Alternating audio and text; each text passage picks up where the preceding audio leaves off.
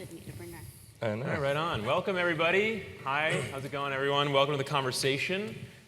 For the next hour or so, we're going to embark on the conversation of orchestra committees, the roles they play in representing and amplifying individual voices within the citizen artist collectives, orchestras, the complaints, the ideas, the artistic visions in both large and small national and regional ensembles. And I'm very excited to hear the stories, the challenges and obstacles from the voices of both musicians and executive leadership of large and small institutions. We're going to cover a lot of ground about amplifying underrepresented voices, hear a little from me about the work that we do here at the Sphinx organization with the National Alliance for Audition Support, and of course, make plenty of room for questions and engagement from all of you lovely people here. I'm sure there's a lot of questions that we'll be able to dive into. Before we do dive in, I'd love to go around not the table, the chairs and tables here, just to get a brief introduction from each of us so I don't just accidentally start talking and ignore all these people here. If we could just get maybe names, pronouns, where we're from, what we do, and also just maybe a little brief background on your experience with committees before we talk more. So my name is Bill Neri. I'm the manager of Ensemble Advancement and Artist Engagement with the Sphinx organization. I live in Washington, D.C. I use he, him pronouns, and I'm just an active listener when it comes to orchestra committees. I don't participate in any actively right now, but hoping to listen more and react to what these lovely folks have to share. Mark? Thank you, Bill. Good afternoon. I'm Mark Hanson, president and CEO of the Baltimore Symphony. I use he and him pronouns. And over my 20 or so year orchestra management career, I've had the privilege of collaborating with lots of orchestra committees, music director search committees, artistic advisory committees. So lots to say about the important role of musicians, formally and informally. Thanks. My name is Britton Riley. I'm a cellist currently with the National Symphony Orchestra. I use he, him pronouns, and I have committee experience in the National Symphony Orchestra and Toronto Symphony Orchestra and Calgary Philharmonic, where I used to play. Hi, everybody. I'm Erie Snowden-Rodriguez. My pronouns are they, them. I'm the principal cellist of the Akron Symphony Orchestra and the principal cellist of the Erie Philharmonic, as well as a member of Sphinx Virtuosi. In terms of committee work, I've done quite a bit of committee work since 2016. I've served on committees both in Erie Philharmonic and now exclusively in Akron Symphony. Great, thank you, everybody. So we're going to talk about orchestra committees. We're going to hear, obviously, from all these folks, their experience in them. But before we dive into that, I want to talk about the work I do with the Sphinx organization. I run the National Alliance for Audition Support, which is was founded in 2018. Is a partnership between the League of American Orchestras, the New World Symphony, and the Sphinx organization, incepted in 2018 with a $1.8 million Mellon Foundation grant, recently renewed for an additional 3 years, $1.9 million Mellon Foundation grant to increase diversity in American orchestras, empowering Black and Latinx musicians with financial support, training, coaching, and mentorship to help increase diversity in our orchestras. Since our inception, we've awarded over 1,000 grants to individual musicians, totaling nearly $1 million, or $880,000 of direct financial support to artists to help them take auditions, get their Airbnb, their lodging, their flight for substitute opportunities, instrument, equipment repair, maintenance, and all of that kind of stuff to really make sure that they have everything they need. There are no financial obstacles from getting Black and Latinx musicians to these places all over the country. We have 117 orchestra partners that are dues-paying orchestra partners that help sustain our audition fund. And we're fortunate to have artistic advisory councils, which Erie is a part of, orchestral administrative advisory councils, which Mark is also a part of, to help steer and guide the conversations and the work that we're doing at NAS. Through those advisory committees and those conversations that we've had with our committees, we were able to help craft the recommended audition and tenure guidelines, a document that you should be able to find, I believe, on the Hopin website. If not, you can learn more about it on the auditionalliance.org webpage. That is a document listing our recommended audition and tenure practices that we encourage our orchestra partners to implement. We also helped craft the voluntary self-identification form, a document that is utilized by orchestras, all of our partner orchestras, to help collect demographic information relative to their audition practices to help see the trends and see what's going on in terms of the audition landscape. And happy to talk more about all that information later on, but I do want to just underscore the work that we've done and how we've helped encourage and grow the artist potential in our community. We've had over 90 NAS artists win over 110 positions all over the country. And these are now individual artists that are, like I said, a voice within many who have their decades of training and practice, and now they have their own ideas. How do they get them heard? What's the process? And I'm going to start with a few questions for each of these three panelists, and then, of course, hopefully we can have a good conversation, and then encourage everyone to chime in. So I'm going to start with Britton, if you don't mind. You have over a decade of experience playing in national orchestras, full-time orchestras, and you bring to those artist communities dynamic experience from all over the world, really. So what is the process to getting your voice heard? You have an idea, you have a complaint. What's the process for getting that voice heard to your artist collective? I think that the process really changes from orchestra to orchestra. Every committee is different, and every type of issue that comes up is different. If it's an artistic issue, some orchestras will have a particular committee just to deal with that type of issue. Sometimes it could just be an idea for repertoire or a collaboration with an artist. So in an orchestra that has an artistic advisory committee, a lot of times those issues will be brought up to the committee. They'll discuss them and then make a recommendation to management, which may or may not be, accepted well. The challenge, I think, within orchestras and committees is first arriving on a consensus with the majority of the musicians in the orchestra, and then after you have that majority, then you have to get the other stakeholders involved, management, staff, music director, and the board, in order to actually enact change. Great, cool. I'm sure there's a lot of follow-up questions I already have for you, but I'm gonna save them because I want to hear more from our other panelists. So, Mark, you're here in a different capacity than our two. And by the way, I'm outnumbered. I don't know if you all know this. These three are all cellists, and I'm a viola, so I do feel, now outnumbered away. But Former. Great. But in your current role, maybe you could just describe to me, what does your role represent to these committees in your orchestra, and maybe you could provide us an example of effective change that you've been a part of and you've seen in this committee work. For sure. Thanks, Bill. Well, I'll begin by suggesting that meaningful change at a symphony orchestra absolutely depends on the involvement of musician leaders, the empowerment of as many musician voices as possible, but that it's also a two-way commitment.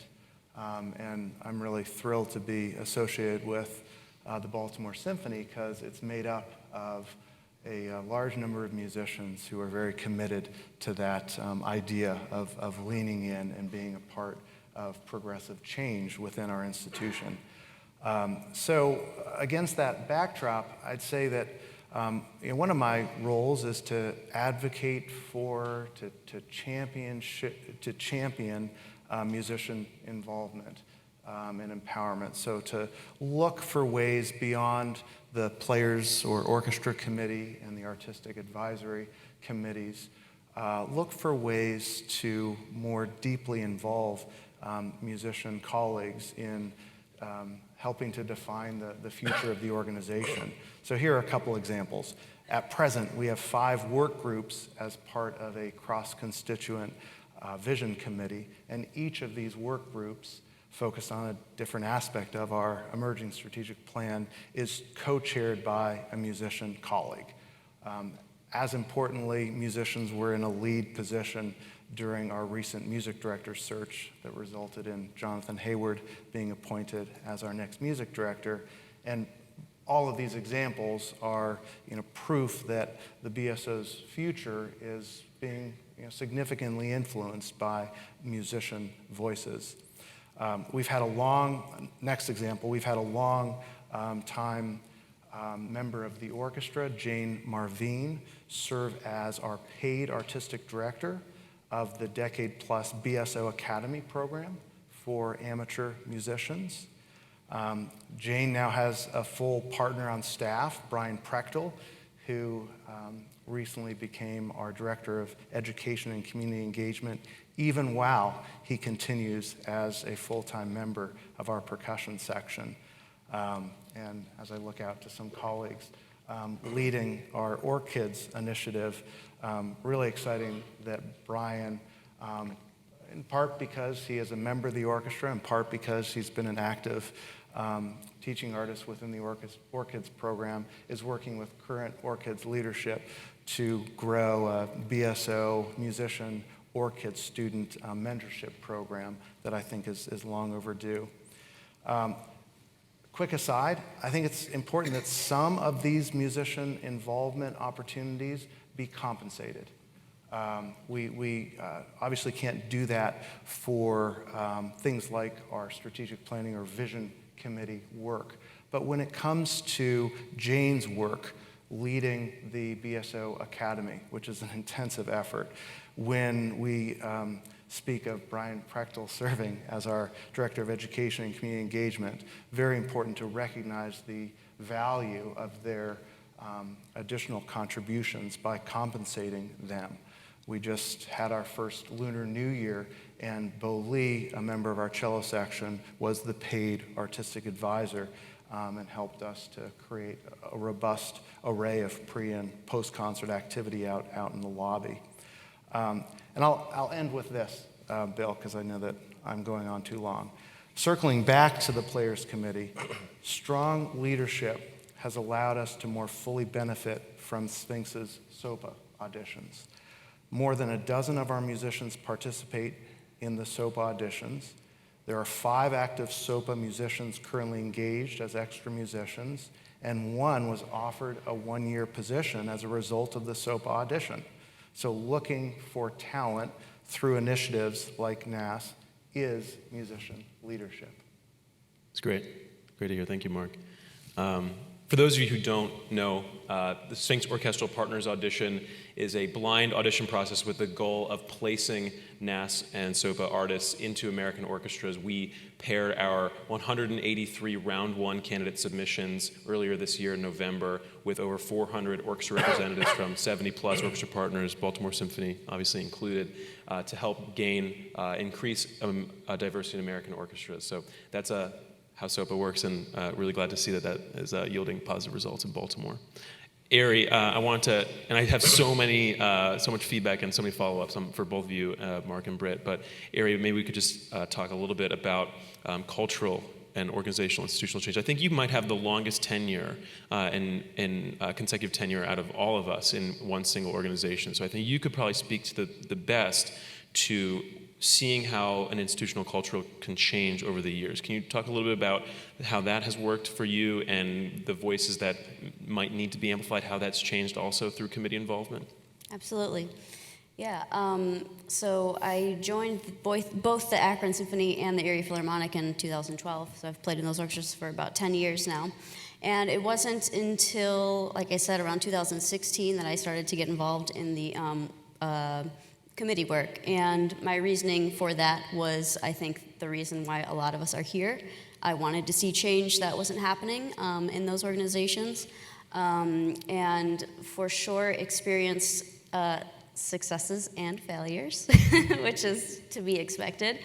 But I would say there definitely has been movement, especially in the Akron Symphony. I'm much more involved now in the Akron Symphony.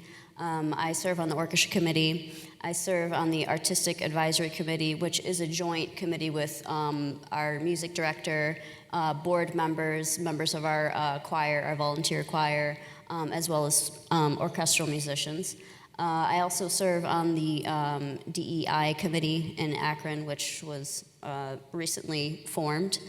And I serve as the musician board representative, so I attend all the board meetings in Akron Symphony, and occasionally have a chance to say a thing or two that usually needs to be said. But I would say I was thinking about the title of this talk today, and just thinking about how much discord has been a part of the journey. I think I wanted to get on the committees to cause some discord with hopefully a positive result in the end, of course. But I will say we're always making 2 steps forward and 1 step back. So there's many victories that I've seen happen, especially I look at our programming in the Akron Symphony. I think you won't find a season, you will find very few orchestras putting a season on like we have done this year, and last season as well, actually. And as we have these talks about, what to program in the future, we've got this component of we really want to give this robust, diverse, beautiful tapestry of works from many, many different composers and composers who have been historically excluded, especially. But that's still a conversation that I continually have to push forward because one 5-minute piece by a Black composer and then the rest of the 60 minutes are all the old dead white guys.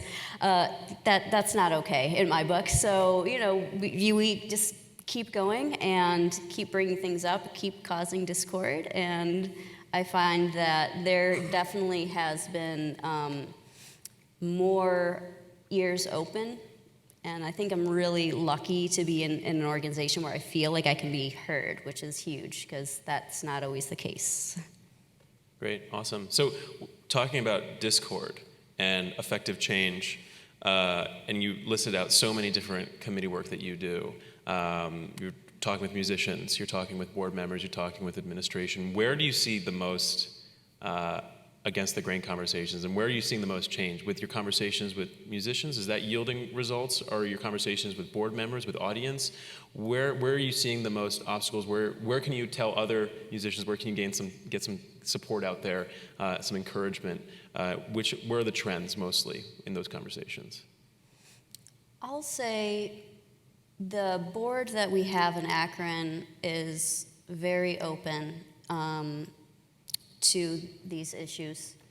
And the musicians are actually a little slower up on the uptake. That's the kind of trend that I've noticed in those organizations. And in speaking to other musicians who play in orchestras, I find that that's an interesting thing that from the administrative level, there's a lot of, a lot more impetus on DEI efforts, let's say, and the musicians can tend to be a little bit like, whoa, what are we doing now? So that's kind of where I've been, trying to weave in and, start conversations with people I know don't agree with me, because even on our orchestra committee a few years ago, we were talking about blind auditions, which we had in our CBA, an opportunity for the screen to come down in the finals, which I don't want to see anybody when I'm listening to an audition. I want the screen up. I don't want any chance for bias to come in. And there were several musicians on our orchestra committee that were not cool with that. They, had their reasons. Oh, we want to have a chamber music round, or we want to see what they're doing, and. So, I just began with dialogue and just kind of, well, you should really think about implicit bias being a real proven thing. And interestingly enough, I think since, the upheaval, after George Floyd's murder, I think there is a reawakening for many people. And it's definitely influenced those conversations I've noticed people thinking, things a little bit differently. So that's encouraging to me, but yeah, still a ways to go. Right. So it sounds out of those pools. I'm cautious not to overgeneralize, but it seems like the more uphill battles are musician conversations. Is it different from your point of view, Mark? Where are you seeing the more of the rub when you're talking with other board members, administrative staff, when you're trying to impact and make effective change, or with musicians? Yeah, I'm reminded of something that I've frequently encountered. The more engaged a constituent group is in the current activities of a symphony orchestra, the more potential friction there is. Some people would prefer a complacent board, a complacent staff, a complacent orchestra.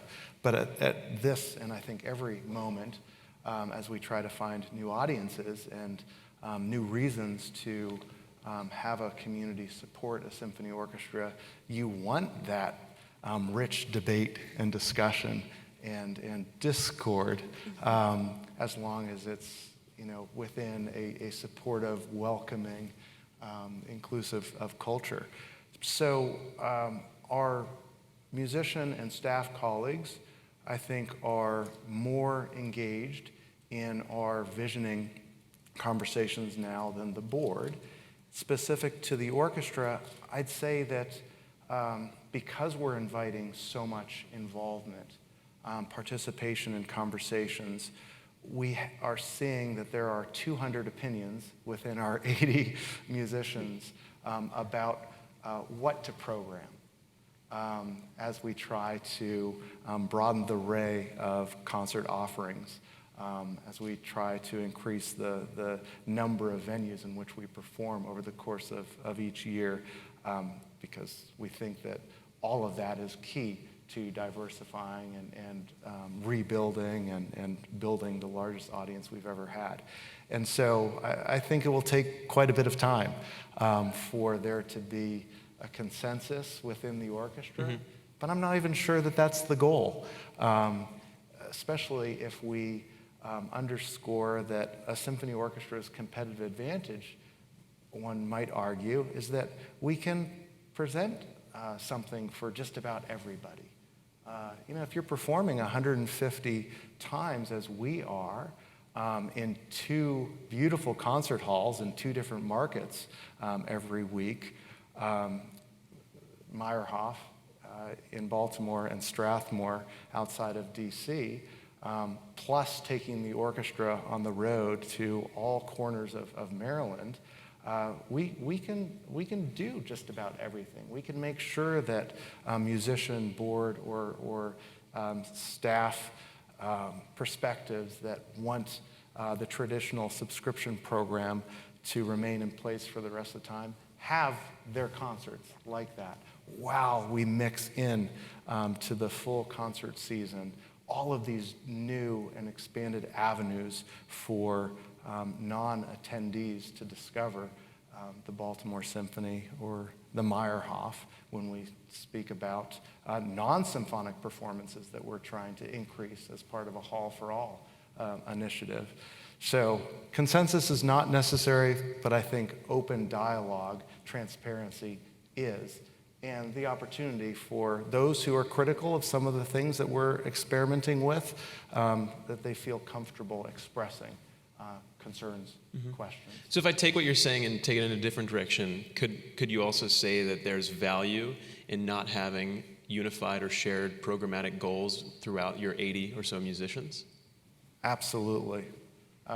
We're not going to come up with the ideas that will help us to break through and reach new parts of our community without tapping into the ideas of those members of the organization and members of the community who perhaps historically haven't had a place at the table.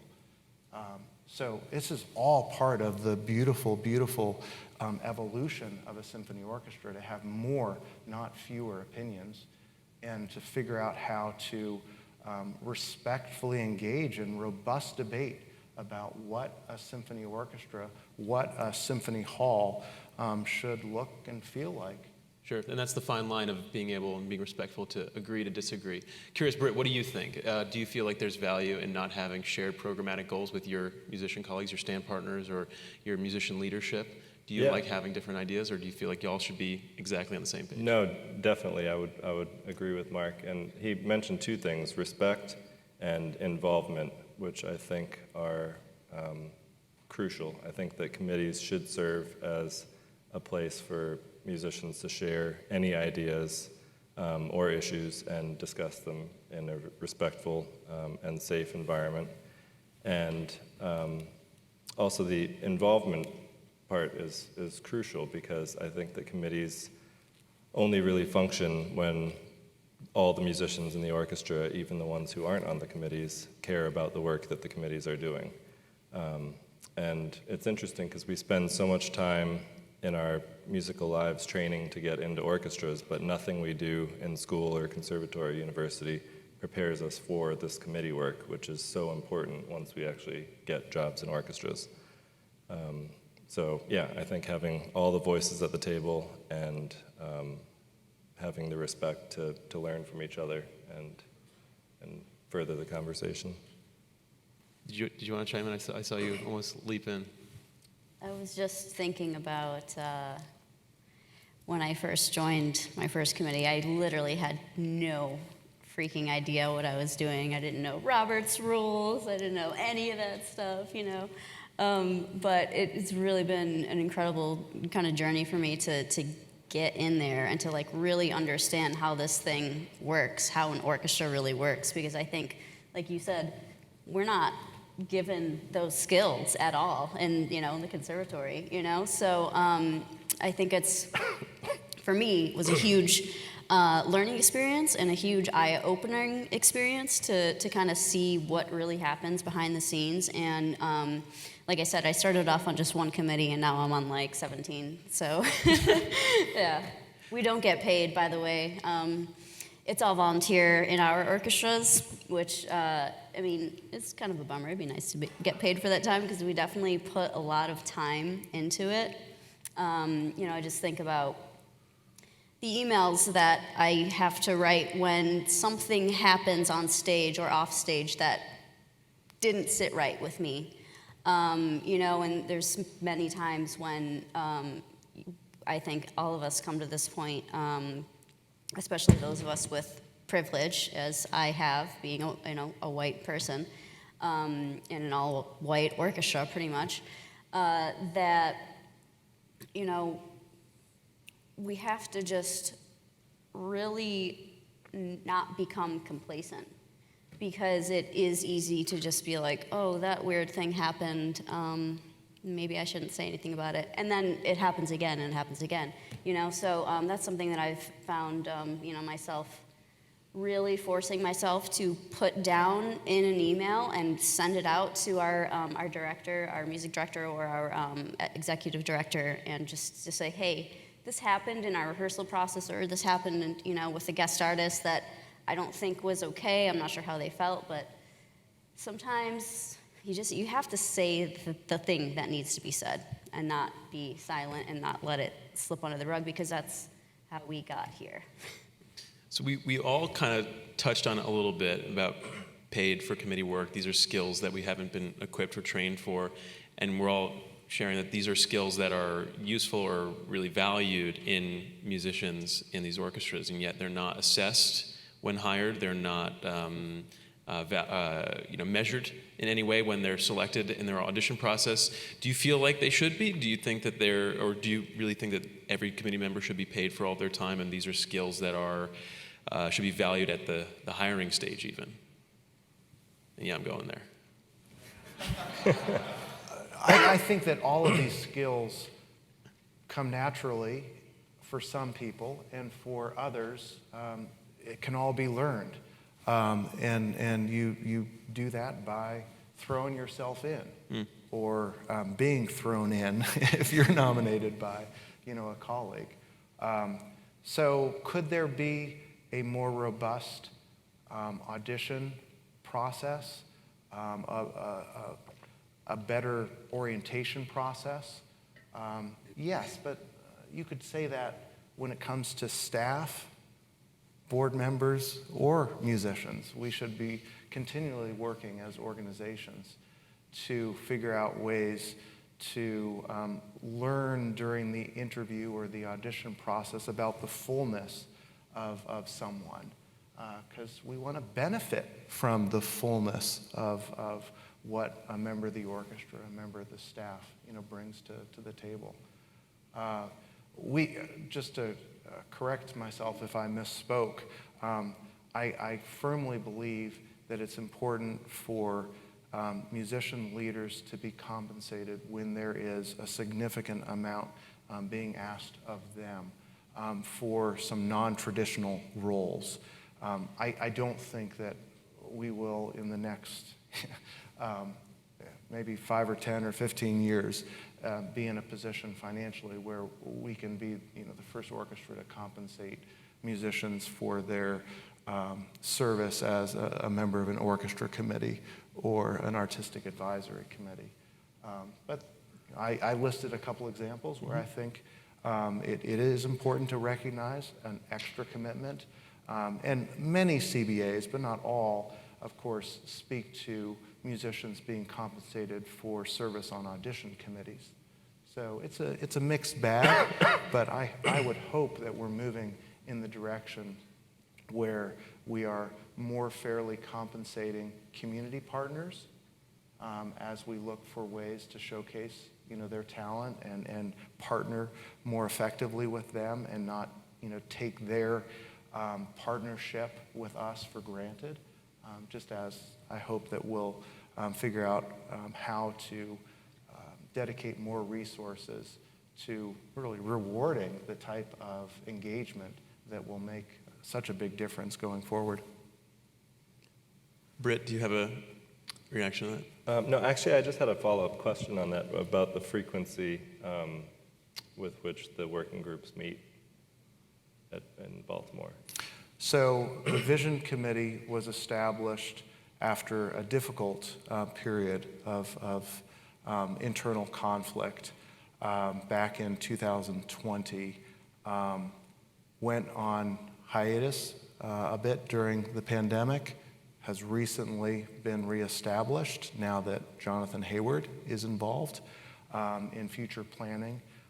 So we don't have a huge amount to point to, but the Vision Committee as a whole is meeting on a quarterly basis, and the expectation is that each working group have at least 2 meetings between full Vision Committee meetings. And some will be meeting more frequently. Yeah, that's great. I mean, I think communication is key. I think that, the organization functions better when everyone's communicating. Right. We were talking a little bit about involvement. I have like 2 more questions, and then maybe I could ask the audience to chime in. And just a reminder to everyone tuning in online, there's the Hop-In platform to be asking questions as well. So please take advantage of all of our technology and toys when engaging with us. Volunteering, these types of things, but also what's the expectation? Like do you feel like there's an expectation as a new member to be on a committee, almost an expectation to serve on a DEI committee because of our skin color? Is there an expectation of more senior members in our organizations to be serving on these committees because they have this legacy and they have this learned knowledge to pass down? I'm just curious about, because we're representing all different sizes and places, so I wonder if we have different responses to that. Maybe Britt, do you want to answer that? Sure. I can say personally I've definitely felt, when nominated or asked if I'm interested in serving on a committee, I have felt a bit of an obligation, but I've also really had an interest in learning about that, having no background in my formal training. And I can imagine that it would be the same for someone who's been in an orchestra for 20 years and who knows the inner workings of the organization, also feeling an obligation to either keep things the way they've been successfully running, or to pass down what they know to someone else. Erie? What was the question again? Sorry. The involvement. What I'm really trying to go for is, how is involvement decided? Because I think maybe in some of our preparation we were talking about is what I'm wondering for some organizations. Does this look like? Because living in DC, we live so close to each other, Britt, and in Maryland, being close to like the political system, the democratic system. Is there a platform that folks run on to be representing the voices of the musicians, or is it a popularity contest? Or are they chosen out of merit? Is there an application process? Like, what does it look like? Because you've served on so many, Erie. Are you the most popular person in the orchestra, and that's why you're playing serving on these committees, or do you feel like you're the right voice? Well, I don't know. Maybe it's a little bit of both. In both Erie Philharmonic and Akron Symphony, and I think this is probably pretty common for most CBAs, you actually can't serve on a committee until you've gotten your tenure, which makes a lot of sense, I think, especially if you're working with the board or with the music director. They can't use what you say on those committees against you getting tenure. But in terms of me, kind of how I got to this place of being on all these committees, I think it was just there weren't very many volunteers the first time, and I was thinking, yeah, I could do this, and somebody nominated me, and I said, okay, and then I really got into it, and I wanted to especially serve on the Artistic Advisory Committee, because that was something that I'm, really passionate about.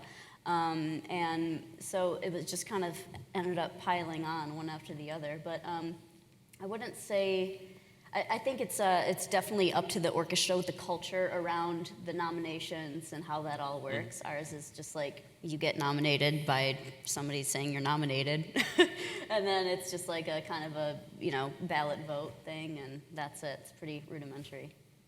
Mark, I'm curious for you. Are there people in your organizations that you've been on or currently that you're like, I really want this person to be on the vision committee? I really want this person. Do you encourage them, or do you encourage other people to nominate them? Or I'm curious what the selection process could be like. I don't think I've ever had the opportunity to influence, the makeup of even, a music director search committee when it comes to musician representatives. That seems to be, a guarded responsibility for, I'm sure, all the right reasons, responsibility of the orchestra. I did want to go back to this idea that only tenured members of an orchestra can serve in some leadership positions. I have mixed feelings about that, especially as we're emerging from the pandemic and holding more auditions than we know how to handle because of the fact that there's just a backlog in some of our orchestras of vacancies. It will lead to some interesting generational or mindset shifts. And I know for a fact that there are going to be some new members of the orchestra over the next year or so as they're waiting for tenure who would be able to contribute more now if they had the opportunity to be nominated for one of these elected artistic advisory or players committee or music director search type positions. Totally understand what you said, so it's something that I just wanted to point out. Totally.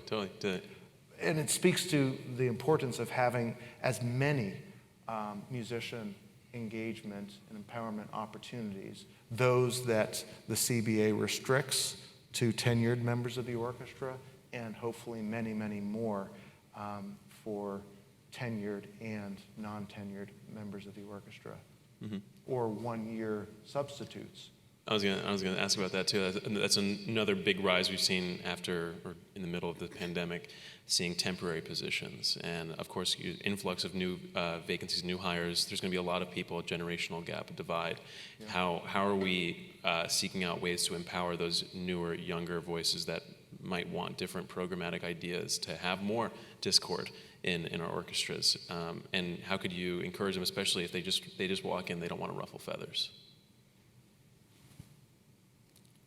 An open door policy is certainly one way. Right. We are so excited that Julian is a one-year musician. This is actually his second one-year contract with the orchestra.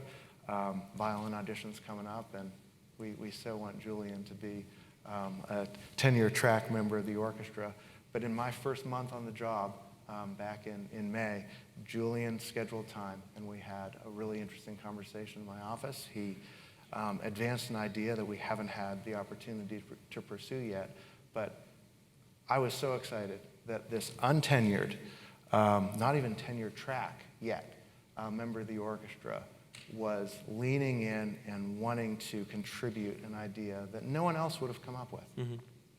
That's great to hear that there's always seeking out ways to empower voices, and that's the role that we're looking for in committees. So another question I had, and then hopefully this could be a ramp up to more questions from folks in the audience. DEI committees. We've seen more and more need, obviously, for these conversations, task forces, committees. And I'm sure each of these three organizations have, you'll either serve on them, or you represent them, or you oversee them in some way. What changes are they influencing? What conversations are they leading? How much of them are impacting change? And if not, what needs to change so there can be change? Britt, I'm going to throw it at you first. Sorry, I was still thinking about the last comment that Mark said. Actually, if I can just... Yeah, let's go back. We can go everywhere. I think it's really important to recognize that as ideal as it would be to have these committees function perfectly,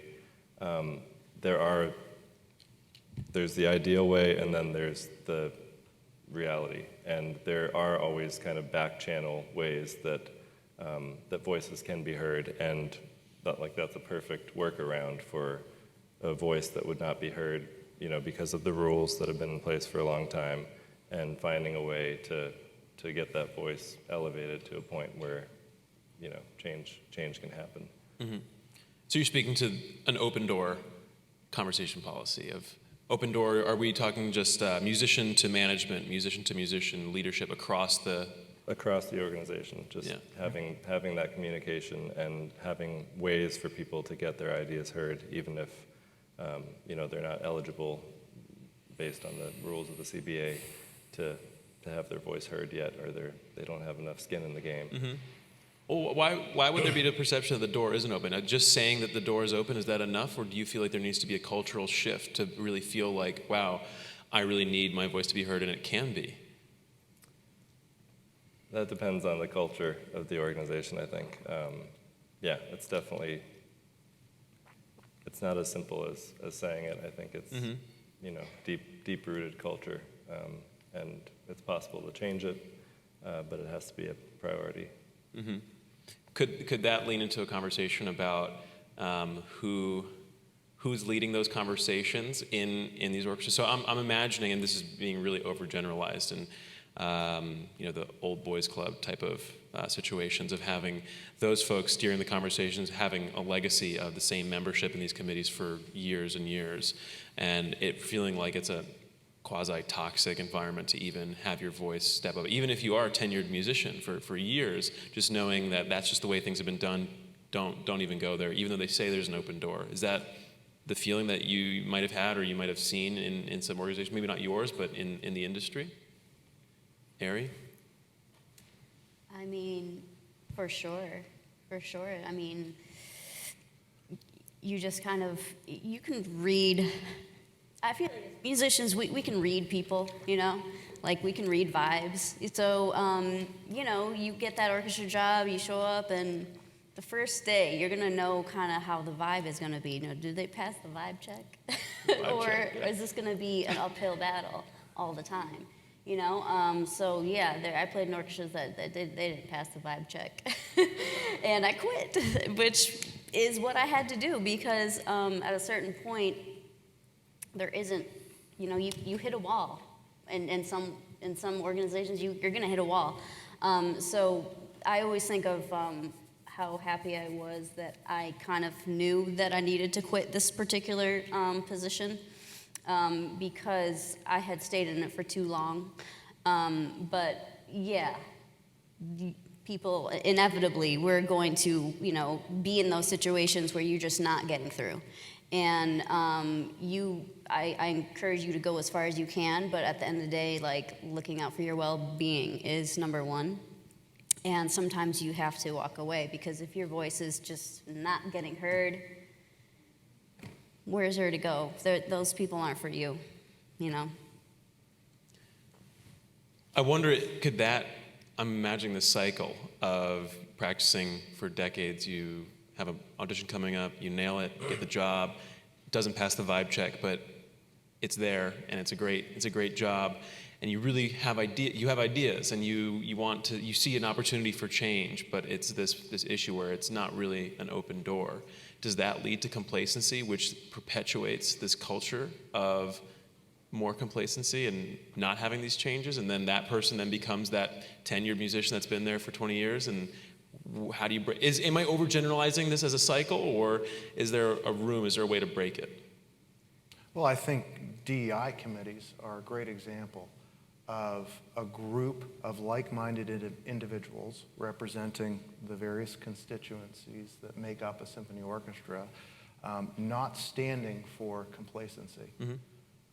So we thank you for taking the conversation in that direction, because it's a given that there needs to be maximum musician involvement, as well as staff and board involvement in DEI committees, because they're doing such important work, and helping everyone within an organization that has been historically white understand the importance of diversifying the voices that are at the table.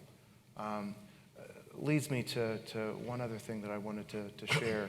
I think management and board teams have the opportunity to model through their actions, recruiting actions in this particular case, the importance of increasing representation.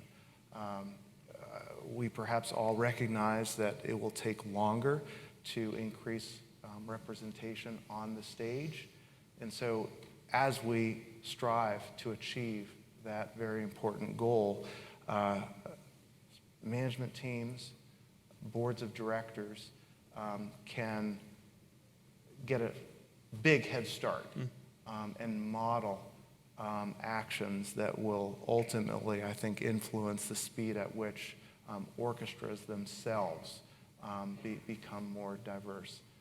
I know that we're making better decisions at the Baltimore Symphony because 33%, so a third of our 6-member executive team is black, 50% is female.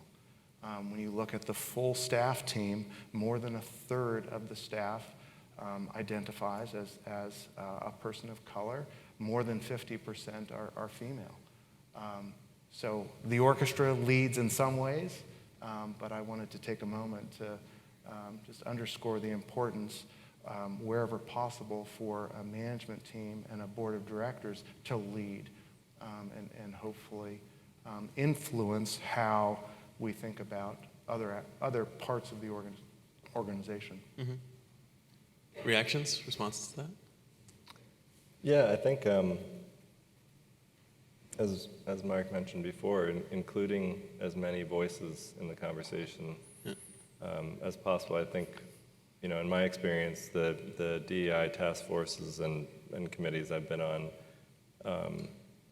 oftentimes forget to actually talk to the communities that we're hoping to connect with. And, we go into a room and try to figure things out for our organization without really knowing what we should be doing. And I think Jennifer Bowman touched on it in the last session, but you need to know what people want and what people need, and they need to know what they want and what they need, and you only know that if you communicate with them. So going into a room, in your organization and trying to figure it all out without having those people at the table, I don't think will, change anything. Right. I hear you. And I'm curious the trends in these conversations, DEI task forces, committees, their goals, if they're laid out or if they're just a safe space to have a conversation, if that's a good thing or bad thing. But more importantly, who's tasked with leading the conversations and who's tasked with listening? And is it outlined as such? And do you feel like it should be? I'm looking at you, Erie, because I don't know. I feel like we've talked about this privately before. I don't know if you want to. I don't want to put you on the spot, but curious about the listening aspect and the leading aspect of these conversations. Sure. So The DEI committee in Akron was formed, I want to say, in 2021. So it's a new committee. It's a very slow-moving committee right now, which is a little frustrating to me personally. We're kind of doing an overview of our recent strategic plan and kind of reviewing the ways in which DEI can be a part of the entire organization. We didn't want that committee to just be, siloed away from the whole organization. So, we've really kind of are going in depth and very, kind of step by step through our strategic plan and just identifying the ways that we succeed or fail in, being equitable and creating a space of inclusion and diversity. We do have a chair who's a board member who kind of leads that conversation. The trend that I have noticed is I am seeing fewer and fewer people attend those meetings, which is a little disheartening. So we'll see. We'll see how it goes. Again, it's a very new committee, and we're still kind of figuring out what the committee is. I don't want to hog all of the questions, and I know we have a lot of great minds in the room, so if there are any, please feel free to share. Yes? Hi. I'm Rochelle Skolnick. I'm the Director of Symphonic Services for the American Federation of Musicians. It's my job to provide support to symphony orchestra musicians and the local unions that represent them throughout the United States and Canada. There's a few things that I've found interesting about this conversation. One is the fact that we haven't mentioned the union once in this entire conversation. And I think it's important to remember that the genesis of our committee involvement in orchestras comes from the fact that we are collective organizations, that we are represented by a union, that we have come together as musicians collectively to have a voice in our institutions, and that's what the orchestra committee is about.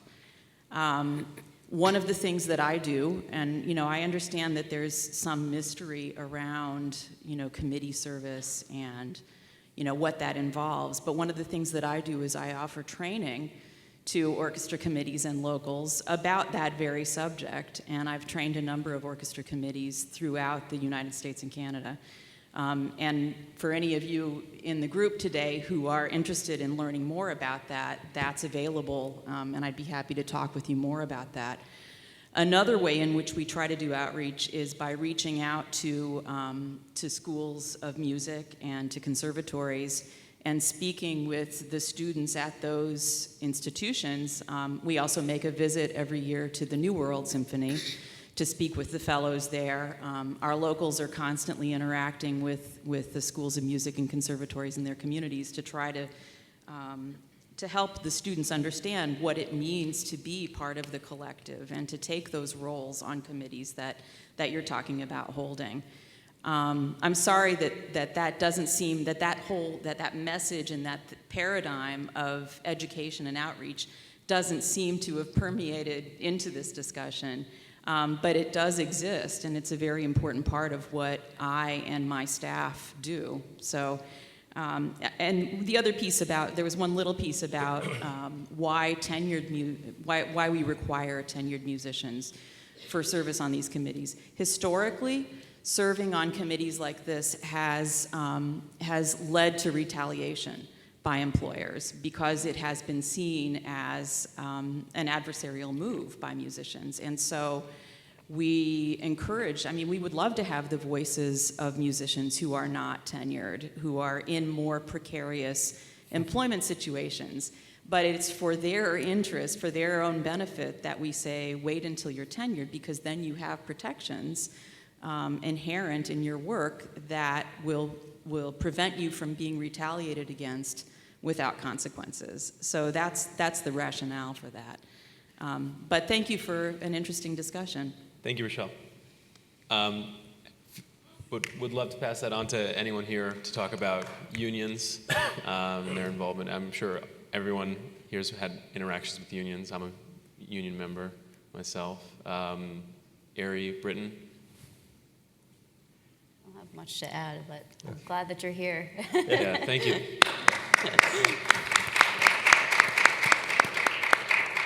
I see another question.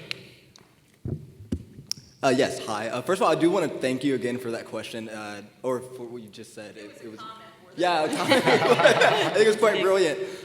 So my name is Joshua Rhodes. I am a graduate assistant of the Clarice Performing Arts Center in the University of Maryland. I'm also a master's double bass student.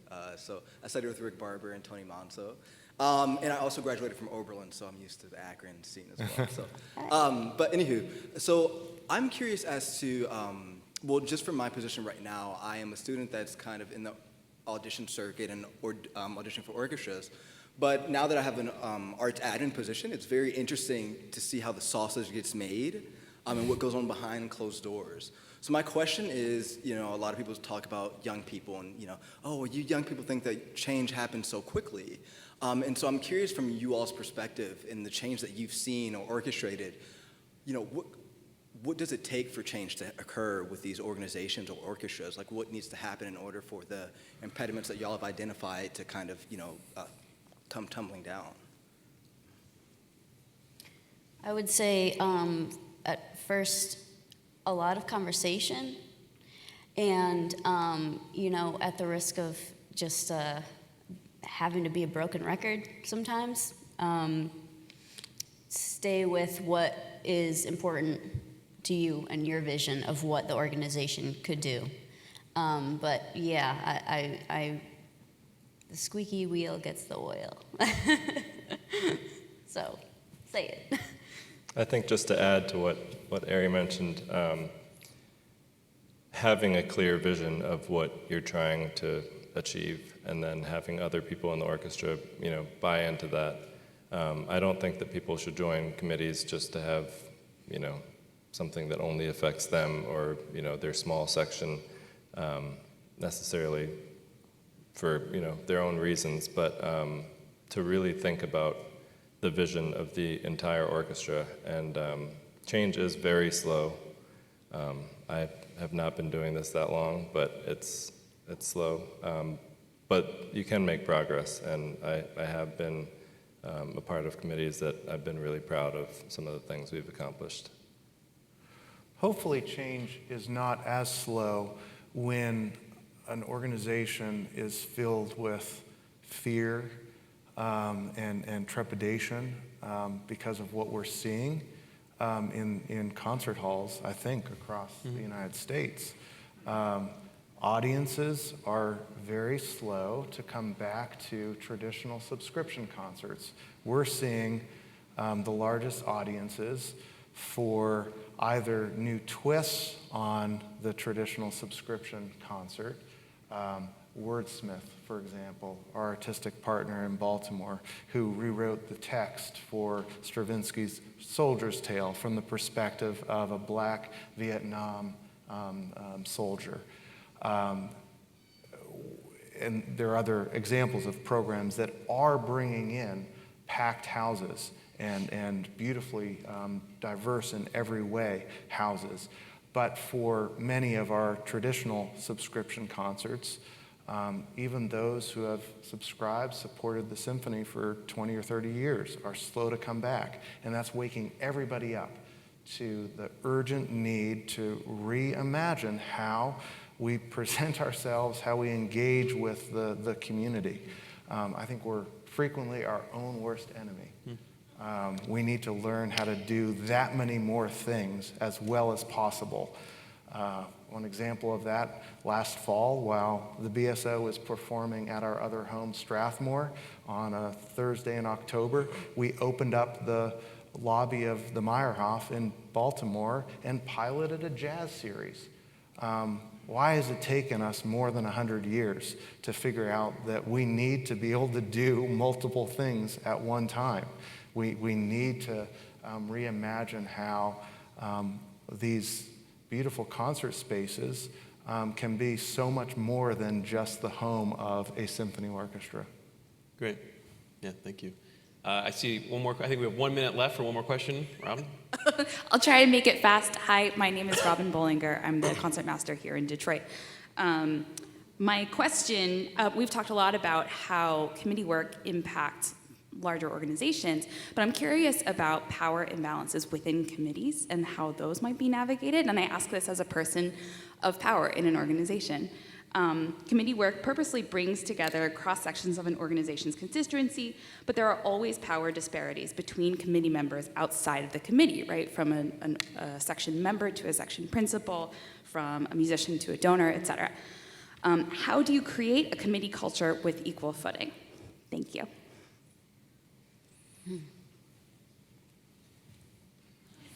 In 15 seconds.